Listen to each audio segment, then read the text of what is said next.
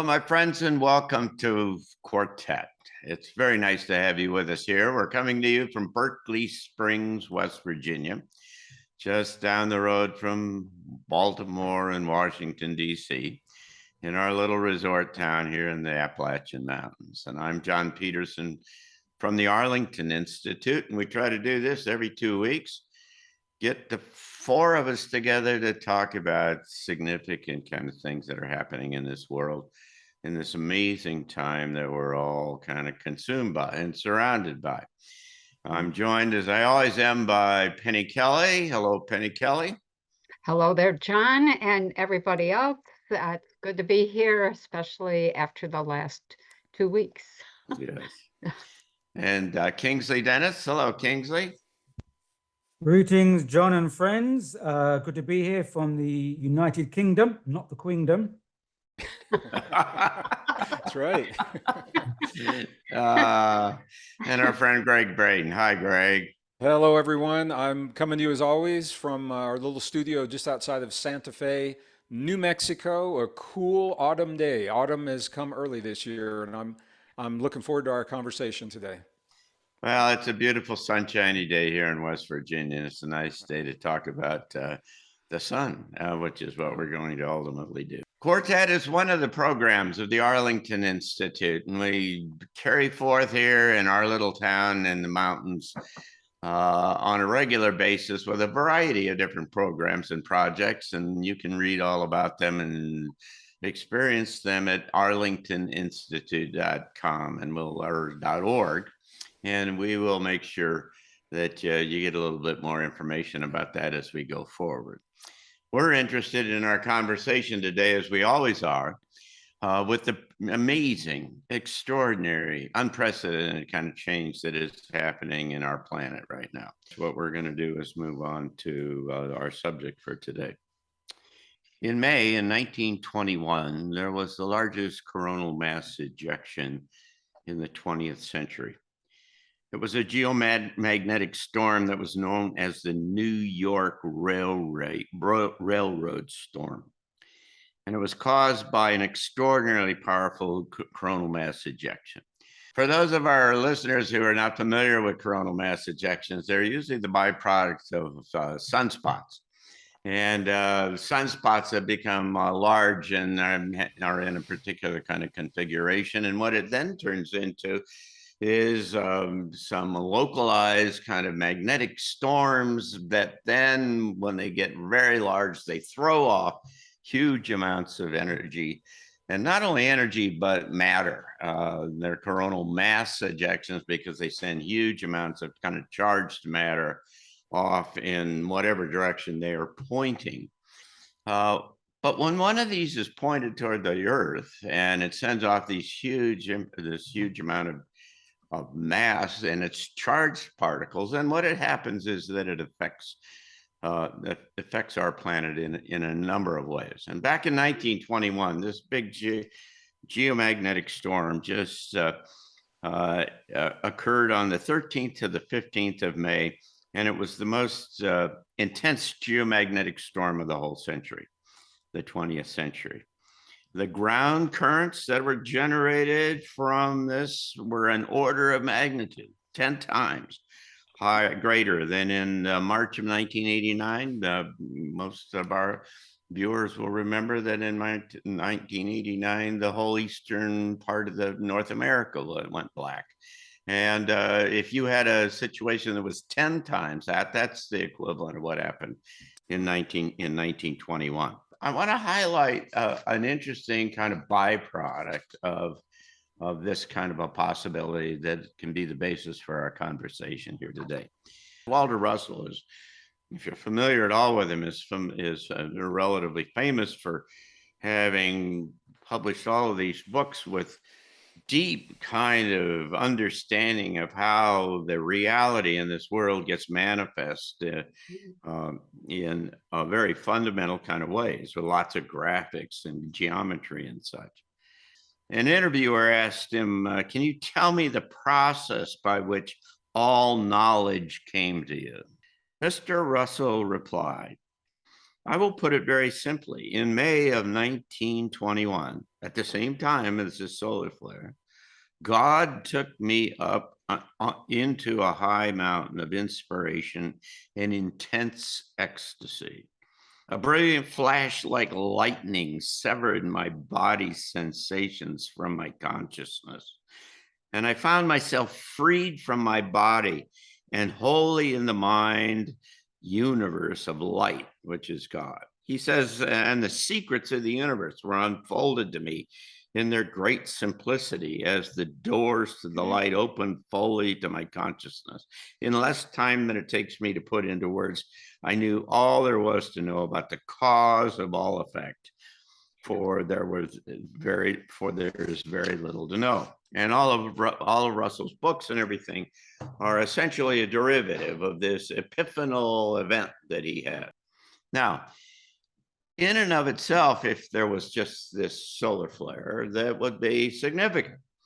But it's exacerbated by the fact that the magnetosphere of the Earth, the magnetic field that protects us from these emanations from cosmic rays from outside of the galaxy and the solar system, and also from this energy that's constantly coming from the sun. We are protected by the magnetic field. You've probably all seen the pictures, the imagery of the Earth going through space with a compressed kind of energy, magnetic field on the front, and this tail long behind it that is deformed by all of this solar wind that's coming downstream. And it's one thing that that protective layer is intact and has integrity, but what's happening at the same time in the coming years, at this time, is that the magnetic field is decreasing rather precipitously, as a matter of fact, and getting thinner and thinner. So the effect of the energy coming off of the sun is greater now, in addition to just the magnitude and the amplitude of what's coming from the sun. It's greater on the Earth because we have less protection. There, in the spectrum of scenarios out in front of us, there is one, there's a variety of different ones that go off one way and another thing, but one of them, which is interesting, which by the way is the one that Cryon, who was channeled by Lee Carroll, has proposed quite some time ago, is that in fact this evolutionary transition that humans are going to go through in the coming years is not going to be a revolutionary one. The aliens aren't going to all come and grab us and take us somewhere else, or the world isn't going to blow up with a nuclear war or the whatever, all of that's going to happen. But rather it's a series of waves of energy that come out of the center of the galaxy, for one thing, and out of the sun. And in so doing, what they do, it generates an evolutionary kind of process. This accretion of one kind of wave of energy and another one that continually upgrades everybody without the destruction of something that's too large. But it's obviously an intelligent kind of metered process that would happen. In the esoteric traditions, they refer to evolutionary leaps occurring when they say the cosmic wind blows. Now, of course, that maybe previously has been taken as a very kind of metaphoric phrase, but with modern science, I think we can understand that that refers to events that are occurring, obviously, within the cosmos. And I think we mentioned before in this program about how the sun is a conscious, intelligent entity, because people can be fed by the sun gazing, we've talked about previously. So if we realize that the sun is a conscious, sentient entity, and really life in our solar system depends upon the sun. So when the sun sends out these CMEs, they are magnetic fields, but also plasma energy, and perhaps also some gamma energy. and the sun is a hub in a much grander field. So the sun is receiving its energy from the center of the galaxy. Well, we know that gamma rays and plasma is sent out from the center of the galaxy, the black hole, and more. And the hub of our cosmic neighborhood, our dear sun, is then obviously just like an electrical transformer. When you send out energy from the power plant, it has to go through transformers before it reaches your home. Otherwise, your home would be fried if the energy came in directly from the power source. So if we can understand that actually the sun performs and functions like a transformer, and the energy that it receives from a greater source, which from the galaxy or further afield in the cosmic neighborhood, then it steps down that energy so we can receive it upon the earth. I mean, the sun actually, although orthodox science says that the sun may give off dangerous energy and can destroy life, we know, of course, all energy can destroy life as well as feed life. The sun ultimately is a life-affirming entity, and it's there to give provide life. And so I would say that, concurring with John, that whatever we receive at certain points when the solar system, which is moving through a kind of spiral through the galaxy, and has been said by science and various traditions and indigenous traditions that we're moving through the galactic rift, or rather the galactic sheet as it's called, then there's a kind of time when it receives this energy boost, and that gets stepped down and sent to the earth.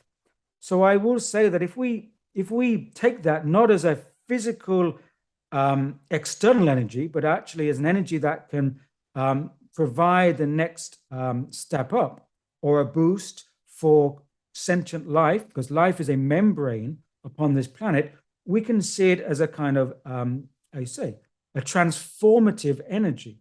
And also, just to finish off with that, if we perceive that reality is actually, after all, like a simulation, that reality is part of a simulated program, then actually, if you want to upgrade the program on your computer, so to say, you don't turn the computer off, because then you lose the program.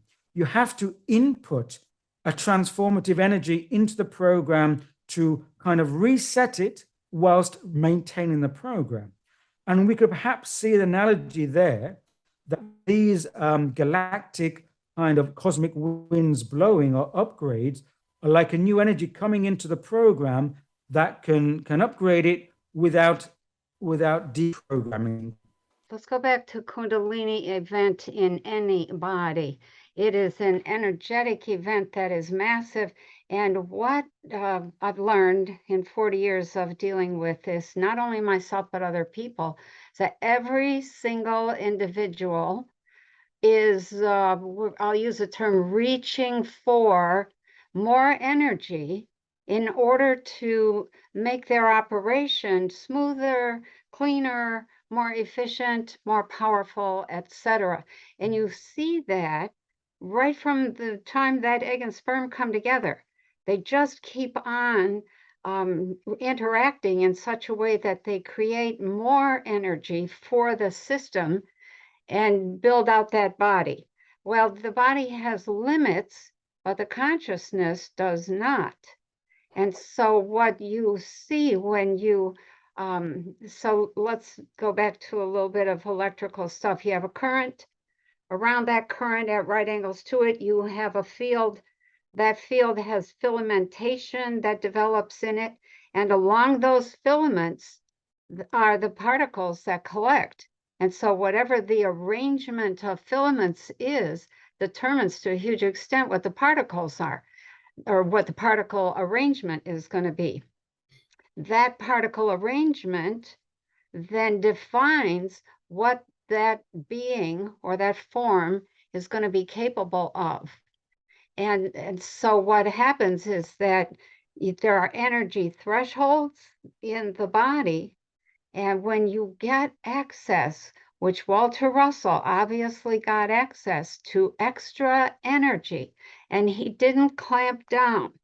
He didn't for whatever reason, he and the other people who benefited from that event were in the right place to be able to absorb that energy through the system, and they didn't freak out. They went with the flow, so to speak, and the cosmic wind, to use Kingsley's term. And the result was a reorganization of their entire particle system, which then affects the consciousness, which then expands that consciousness tremendously. And if you can handle a bigger range of frequency, you'll have a bigger range of consciousness. So what you're talking about with this potential CME is exactly that. It's something that I talked about a little bit in volume 4. We have to go with the consciousness. We can't freak out. We have to be willing and able to ride that wave of energy if and when it hits. And I think we'll see that it's coming. And so we'll be able to get ready for that. And the result is a huge change in knowledge. Yes, you can know everything. You can enter into states where you know everything. It doesn't stay because you have to deal with it every day. And so you enter into those states. It's mind-blowing. There's no other word to describe it. It's cosmic consciousness. And then you're back dealing with all the reality, the little stuff in reality, but from a wholly different point of view and understanding of how things work. And that is the potential gift hidden in that CME.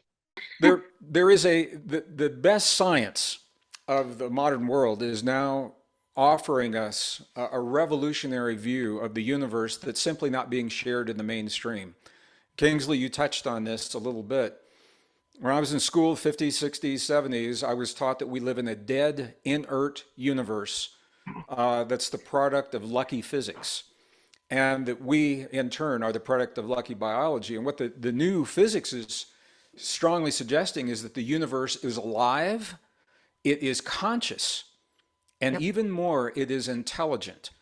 And some of the evidence to support that intelligence is they are showing that when there is a massive cosmic event in a star that could possibly damage another nearby system, the system that's in the path of those particles will actually create what is called a quantum jet, and it will move its location. So it is not in the direct line of those particles, and it's not a one-off. The James Webb Space Telescope now has documented so many of these. I've got photographs of 3 or 4 right off the bat. So this isn't a one-off. It appears that there is an intelligence that underlies these events. Both Penny and Kingsley, and you as well, John, you've talked about information incoming.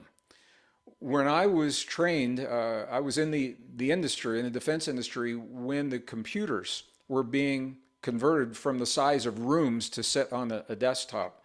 And we had to understand really well what was happening. And when I began to understand the role of the magnetic field in computer memory and storage on a hard drive, it was a mind blower, because we function the same way that those computers do. And the bottom line is the magnetic fields serve as a glue that holds information in place, whether it's in the memory of a computer or on a hard drive or on a floppy disk or on a flash drive. It's all about magnetic fields. We are part of the earth. We are electrical and magnetic fields. So these events, they're not happening out there. They're happening to us. And what the data strongly suggests is that an event like this, it's not a destructive event to us biologically. What it does in terms of information is it is a magnetic disruptive event, or a disruptive magnetic event that actually loosens the glue of the belief systems that we hold in our cells, that we hold intrinsically in the grids of our memory. It doesn't destroy the memory. It loosens the glue that holds those so entrenched into our belief systems, and it opens the door for new ways of thinking, allowing us to embrace new ideas and new possibilities. And Kingsley, I had in my notes precisely what we were talking about. 1859, Darwin released his book on the evolution of species. And one of the mysteries is why that book was embraced. The ideas were embraced so quickly, so universally, and so became so deeply entrenched into the psyche of the planet. It wasn't just in the UK, this is of the world and continues today. And I think what we're talking about plays a role in that, because there was a disruption in the magnetic glue of human consciousness, of our belief systems.